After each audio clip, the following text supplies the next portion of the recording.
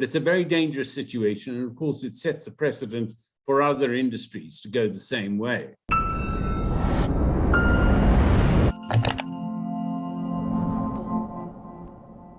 South Africa has a rip-off economy, so argues Jonathan Katzenellenbogen, a writer with the Daily Friend. He joins us to discuss some of the themes in this piece, which we'll link to below. So, Jonathan, why do you argue that South Africa has a rip-off economy? Well, in so many areas, South African consumers, South African labor market entrants, competitors of big business are ripped off. What triggered my thoughts about this was the actions of taxi owners, apparently attacking long-distance buses, and they want their competitors, the taxi owners want their competitors, the long-distance bus companies, to cease trading those routes. And the bus owners have permission from the authorities to do so.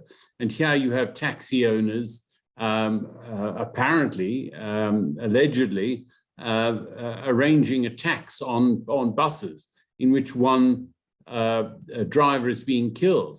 The same has been true in the trucking industry with these gangs, I think, attempting extortion from some of the trucking companies, but creating very dangerous conditions on the N3 down to Durban.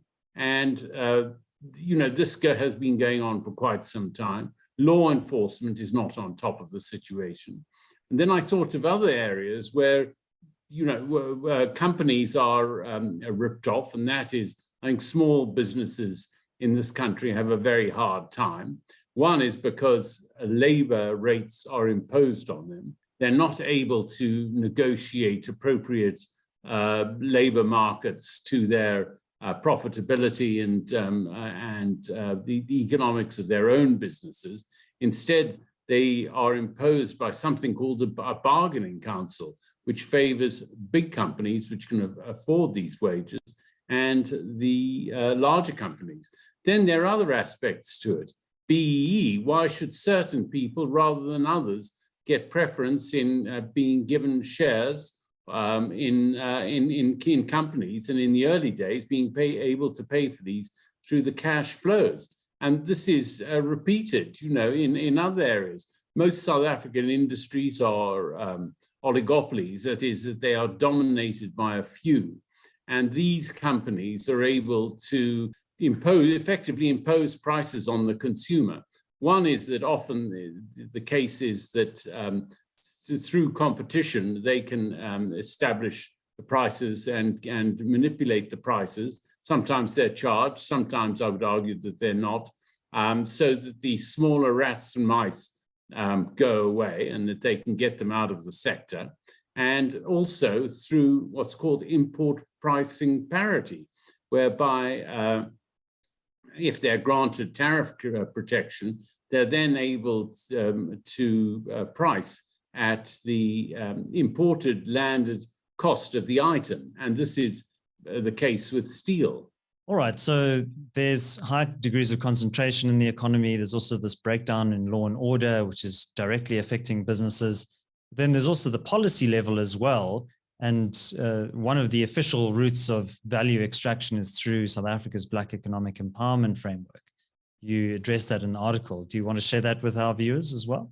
Yes, I think a far better approach would have been at the time, and here we're getting wise with hindsight, would have been to ensure better mentorship, better financing, and so forth for people who are Black to get into business. And you could have had some sort of preference in that area.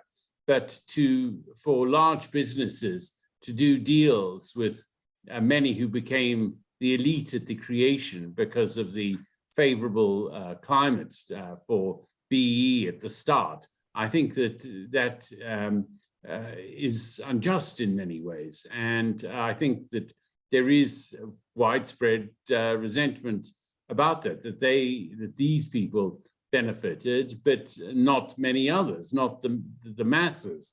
And, there's been this attempted broad-based economic empowerment, but a far better approach would have been to create the conditions, create the financing, create the mechanisms for Black people to more easily start businesses. And I think the economy would have benefited far more, and there'd been far more value added in the economy had this been the course of action.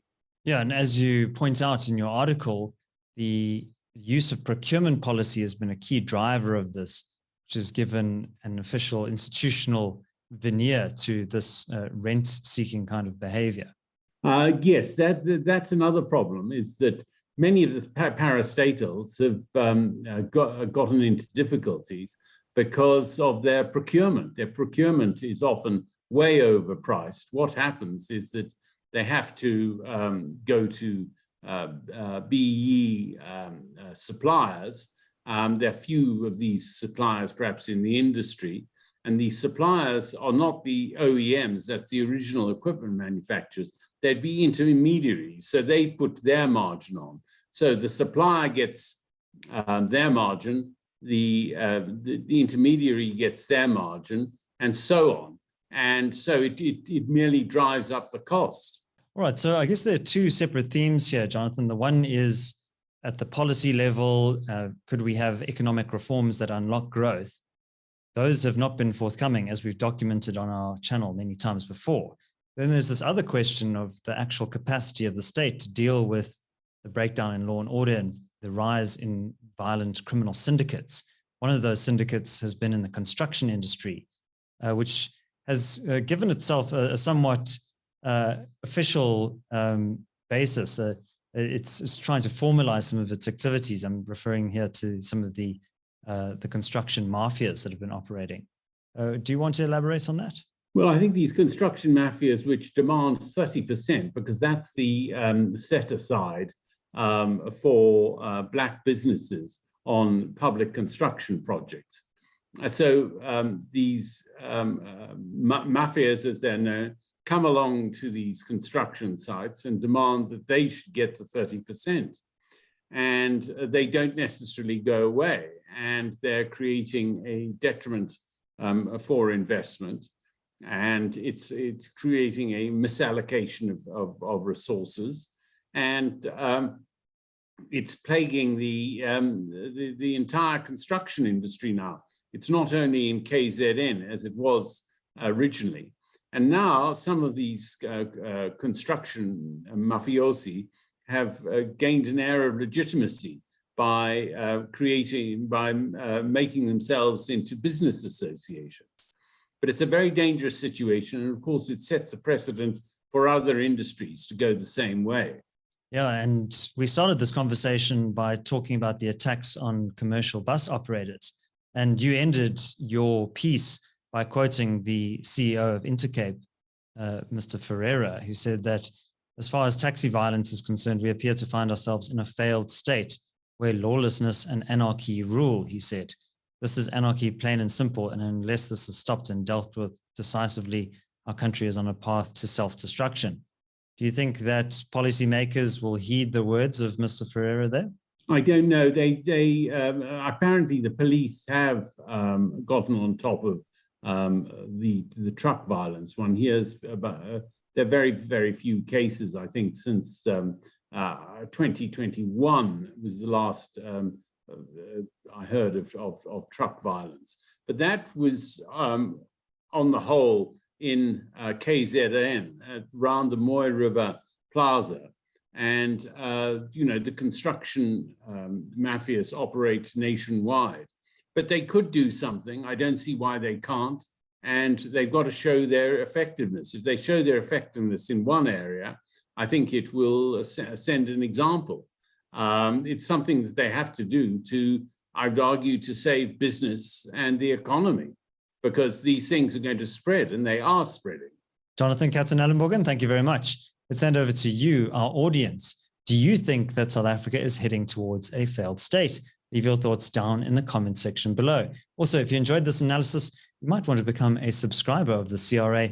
We have a number of reports and regular alerts for our clients. There are details in the link in the description below. My name is David Ansara. This is the CRA. Until next time, take care.